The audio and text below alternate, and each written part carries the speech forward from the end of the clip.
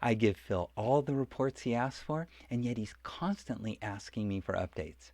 It's as if he doesn't trust my reports. Mark was frustrated because he thought he was giving his boss Phil everything he wanted, but Phil kept asking for more and often seemed angry. Clearly, there was a communication mismatch between the two. To understand the situation, first I wanted to understand Mark's style. Mark was proud of the team that he'd built.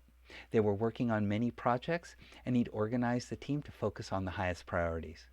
He trusted his team, and in his mind, everything was proceeding on track and as planned.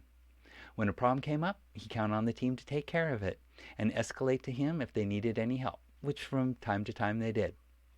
Mark provided Phil with weekly updates of all the projects, highlighting the progress and the challenges, which is exactly what Phil had asked for.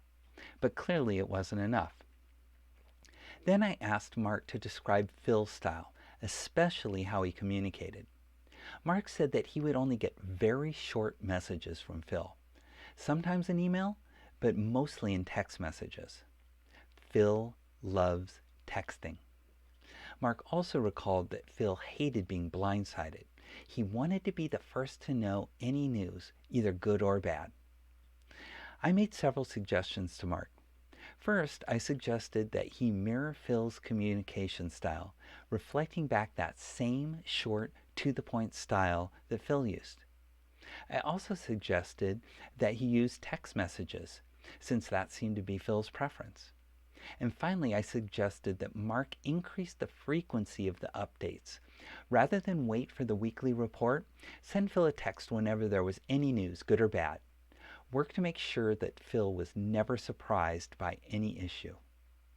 To do this, Mark let his team know that he'd be dropping by during the week to get updates.